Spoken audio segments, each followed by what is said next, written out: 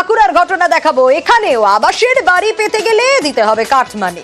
এক ব্যক্তির কাছ থেকে ৫,০০০ টাকা কাটমানি চাওয়ার অভিযোগ। কার বিরুদ্ধে এই অভিযোগ? এক তৃণমূল নেতার বিরুদ্ধে।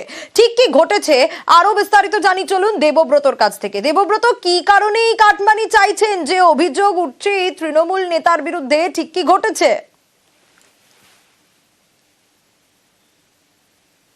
একদমই, দেখো, শুধুমাত্র প্রভাব খাটানোর জন্য এই অসহায় মানুষগুলিকে এইভাবে বঞ্চিত করছে। কারণ যেমনটাই অভিযোগ, পাত্রসাহেব থানার বেলুট রসুলপুর গ্রাম পঞ্চায়েতের বামুনপাড়ার যে আবাস যোজনা এক উপভোক্তা রয়েছে, অত্যন্ত সরল সাদা সাধারণ মানুষ। তার তিনি আবাস যোজনার যে প্রথম কিস্তির টাকা পেয়েছেন ৬০,০০০ টাকা, সেই টাকা পাওয়ার পরে স্থানীয় এক তৃণমূল নেতা তার বাড়িতে আসে এবং তার কাছে ডিমান্ড করে ১০,০০০ টাকা দেওয়ার জন্য। তিনি অত্যন্ত গরিব, তাই তিনি বলেছেন যে ৫,০০০ টাকা দিতে পারবেন এবং সেই কথা মতো ৫,০০০ টাকা তার অ্যাকাউন্টে ট্রান্সফার করে এই উপভোক্তা। এমনকি তাকে বলাও হয় যে যারা যারা বাড়ি পেয়েছে প্রত্যেকের কাছেই ৫,০০০ টাকা করে তোলা হচ্ছে এই আবাস যোজনা বাড়ি পাওয়ার জন্য। যা নিয়ে ইতিমধ্যে রাজনৈতিক তরজা যেমন শুরু হয়েছে। আমরা যে অভিযুক্ত তৃণমূল নেতা তার সঙ্গে যোগাযোগ করেছিলাম, তিনি সম্পূর্ণ বিষয়টা অস্বীকার করছেন। একদিকে অভিযোগ আর তৃণমূল নেতা অভিযোগ অস্বীকার করছেন। বেশ, যোজনা থেকে টাকা পেয়েছিলাম ঘর করার জন্য। তুষারকান্তি মুখার্জি আমাকে বলে যে ১০,০০০ টাকা লাগবে। ও বলেছিল যে সব ঘরেই ৫,০০০ টাকা করে নেবে। ১০ চেয়েছিল, আমি বলছি ৫ই দেবো। কত টাকা দিচ্ছি? আমি ৫,০০০ দিই। যদি ফেরত দেয় ভালো হয়। এটা সম্পূর্ণ মিথ্যা। এই ধরনের কোনো ঘটনা ঘটতেই পারে না। গ্রামের মানুষ জানে তুষারকান্তি মুখার্জি গ্রামের মানুষের জন্য কতটা হেল্প করে বা কতটা পাশে থাকে। এটা হয়তো কোনো ও প্ররোচনায় পড়েছে বা কেউ ওকে জোর করে করাচ্ছে, এই ধরনের। আমার তো শত্রু থাকতে পারে, মানুষ তো শত্রুবিহীন নয়। এই ধরনের কোনো মানুষ ওকে করাচ্ছে। মালদা দেখলেন, বাঁকুড়া দেখলেন, এবার মুর্শিদাবাদ। সেখানে কি হয়েছে জানেন? টাকা দিলে আবাসের তালিকায় নাম উঠবে। হ্যাঁ, এরকমই প্রতিশ্রুতি দিয়ে টাকা আদায় করা হয়ে গেছে এখানে আগে ভাগে। কত টাকা, কি অভিযোগ? ৫ জনের থেকে মোট ৫০,০০০ টাকা প্রতারণার অভিযোগ উঠছে। এই ঘটনা কোথাকার?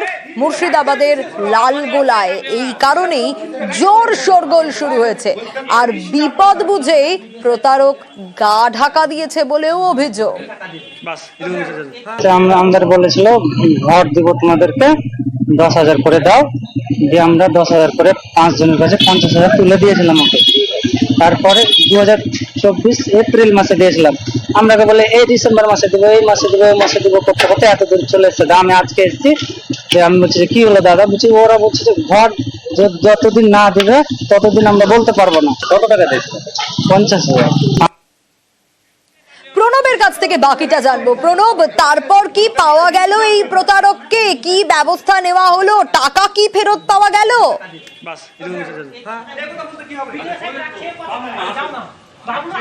না, দেখো, এখনো পর্যন্ত টাকা ফেরত পায়নি। তবে ব্লকের বিডিও তিনিও অভিযোগ নিয়েছেন এবং টাকা ব্যাপারে তদন্ত করে ব্যবস্থা নেওয়া হবে এবং টাকা ফেরত যাতে পাই তার ব্যবস্থা করবেন বলে কিন্তু আশ্বাস দিয়েছেন। এবং আজকে এই ঘটনাকে কেন্দ্র করে লালগোলার যে বিডিও অফিস চত্বর, সেটা কিন্তু উত্তেজনা ছড়িয়ে পড়ে। এই অভিযোগ যে কবিরুল ইসলাম বলে ওই ব্যক্তি ১০ জন বেনিফিশিয়ারির কাছ থেকে ৫০,০০০ টাকা কিন্তু তিনি নিয়েছেন। এবং এছাড়াও কিন্তু একাধিক ব্যক্তির কাছে আবাস যোজনায় নাম তুলে দেওয়া হবে, বাড়ি পাইয়ে দেওয়া হবে এবং সেই টাকা পাইয়ে দেবে এই নাম দিয়ে প্রত্যেকের কাছ থেকে ১০,০০০ টাকা করে নেওয়ার কিন্তু এই অভিযোগ তার নামে। এরপরেই ওই কবিরুল ইসলামকে আজকে যখন লালগোলা বিডিও অফিস চত্বরে দেখতে পাই, তখন ওই যারা প্রতারিত হয়েছেন তারা কিন্তু তাকে ঘিরে ধরে। তারপরেই কিন্তু এই ঘটনাকে কেন্দ্র করে যথেষ্টভাবে উত্তেজনা ছড়িয়ে পড়ে।